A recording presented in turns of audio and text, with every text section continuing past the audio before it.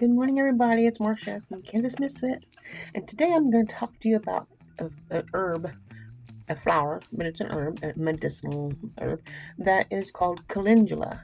And I'm not very good when it comes to growing flowers, but I want to have some different medicinal herbs and things I make from the herbs to help my health and make my medicine cabinet filled with different kinds of tinctures and salves and things that I can make from growing my own,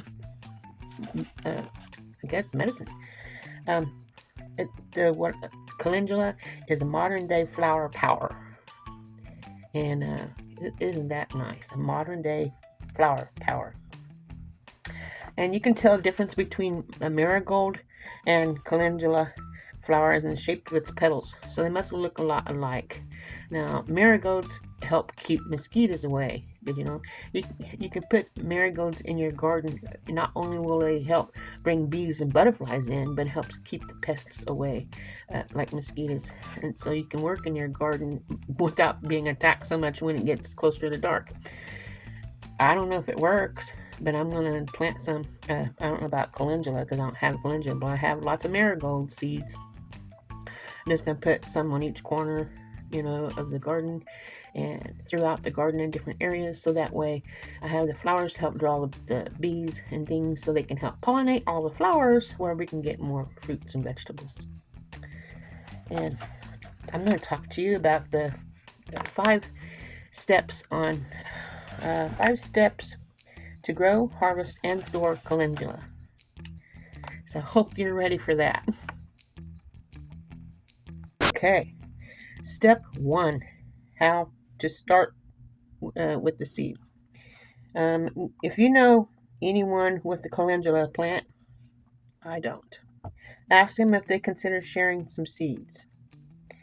A true homesteader or serious gardener typically ascribes, not subscribes, but ascribes to the gardener motto of sharing is caring. And that's the same with me. If I'm talking about one of my plants and I'm growing and you want to give it a try, like Kim, she wants to have some yard-long pole beans, but she still needs to give me her address. So put it in my email. Send me an email with your address and tell me what kind of seeds you want. And if I have them, I will share them. I do have yard-long pole beans. Calendula grows well from seed, particularly if you have sourced the seeds from a local area. So share your seeds.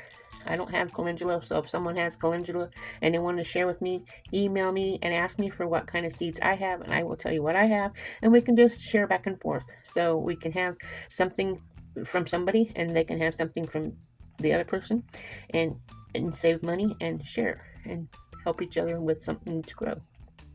You want to sow the seeds directly into the ground after the last frost, about 4 to 6 weeks before the first frost, if you want to start them indoors.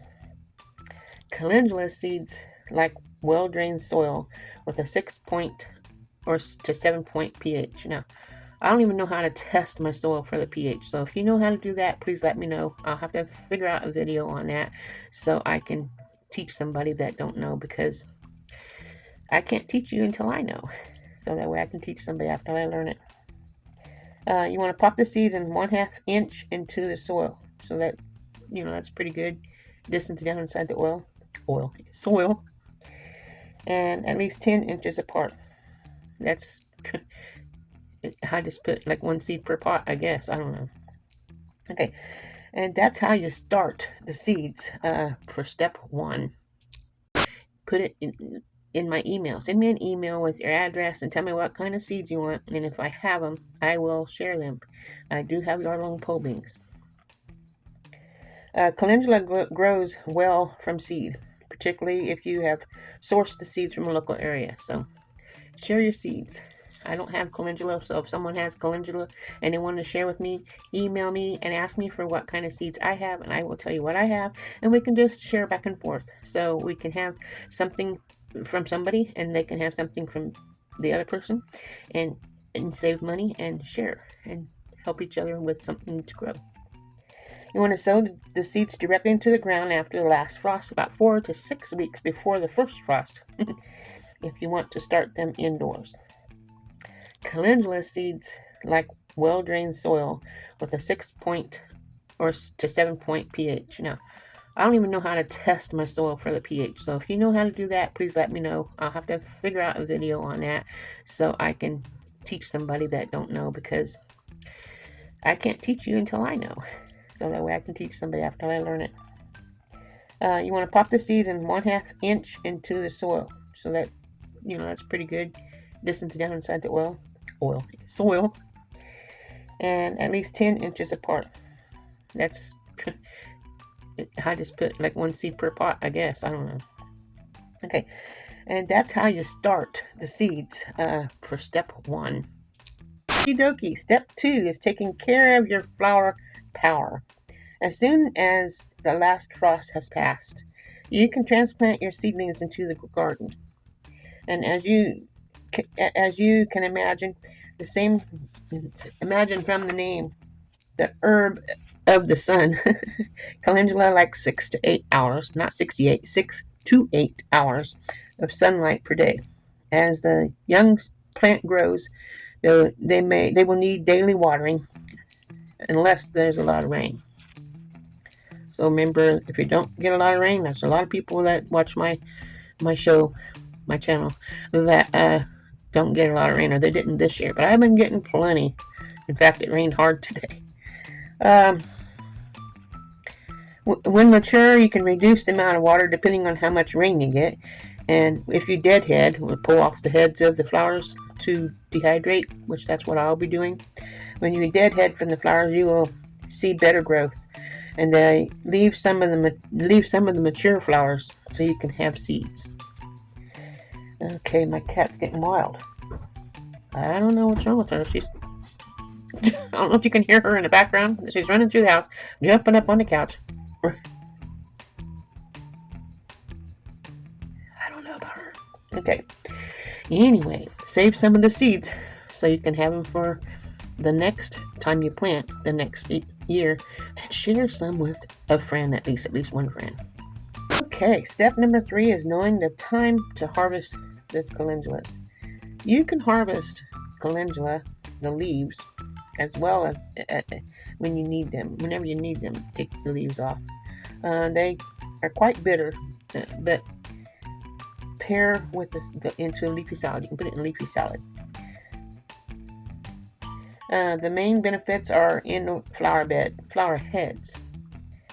You want to harvest the heads when they are fresh. So before any signs of drying, cut the flowers under the head where it meets with the stem. Some of this is common sense, right? Hey, just saying it how I see it. The best time of the day is the mid-morning. So don't wait until 10 o'clock when it's hot out. No, sorry. The dew will have dried and the new blooms were opened by then. After harvesting the flowers, you want to cut back the stems and downward angle to prevent rot. So whatever that means. Cut it on an angle at the stem. Cut back the stem at a downward angle to prevent rot. Leave some of the flower heads to dry out on the plant. You will notice they will transform into green bulbs, and this is where you'll find the seeds. As soon as the seed pods are dry, store the seeds in a cool place, and they will be ready for you the next year. Isn't that awesome? Okay, step number 4 is drying and storing calendula seeds. Okay, smaller flower heads will only take a couple of days to dry, but you want to wait for a few days longer for the larger blooms. If your heads are not completely dry, they will mold, and that will ruin them all. So you want to make sure they're completely dry before you store them.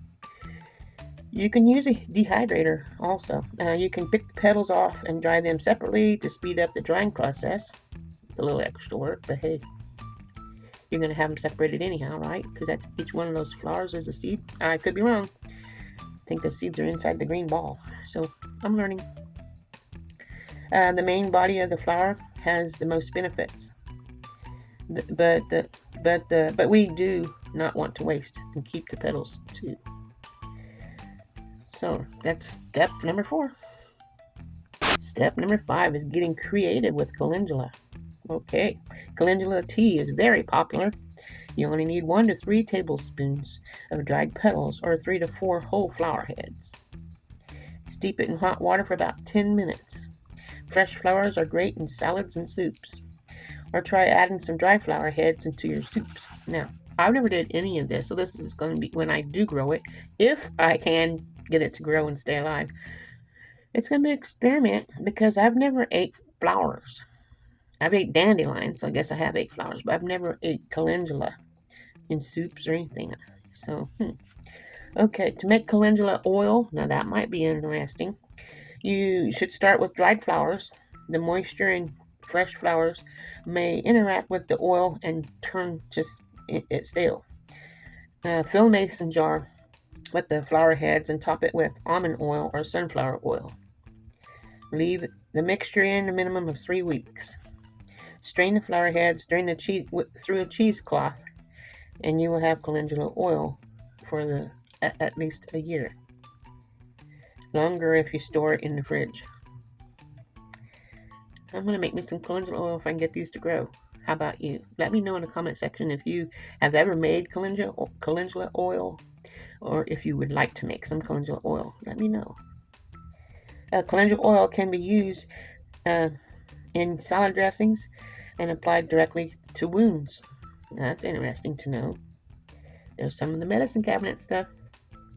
For the spa day at home, you can use oil as a hair moisturizer, a face mask, a face wash, or a makeup remover, or a mix with beeswax to create salves. So that's something to learn. That's something I learned anyway. Can you overdose on calendula? This is the last part. So far, there are many studies on the advertised or advised dosage of calendula. The main thing you would want to watch out for is allergic reactions. If you apply it to your skin, test patch it beforehand. Again, because of the lack of evidence and the side effects, double check with your doctor if you're pregnant or breastfeeding. Calendula isn't just beneficial for the homesteader. For us, this flower makes a vibrant addition to the garden, and do not forget, while there was focus is to be self-sustained, you still want to enjoy the view. So you want some flowers too. Then there will be a healthy benefits of the fact that you can provide food and essential insects like bees, birds, and butterflies. Now I didn't know about the birds, but I did know about the bees and the butterflies. I lost my paper, I'll use my ink pen. I lost my bookmark. Anyway, I hope that helped somebody learn a little bit about calendula. Let me know if you enjoyed it, if you learned anything, and we will talk about another herb the next time. And I'll let you go for today. Remember, God loves you. He loves you more than I do, and I love you. I love you because you're worth something. God made you, and He loves all of us, each of us, the same. So when you see somebody that you don't like, remember God loves them. And if you want Him to love you like He does, we need to love each other. So love your neighbor as yourself. And remember, God loves them just as much as He loves you. And if you want love, you know they do too. So let's be nice to each other. Have a wonderful day. I'll see you on the next video. Ta-ta.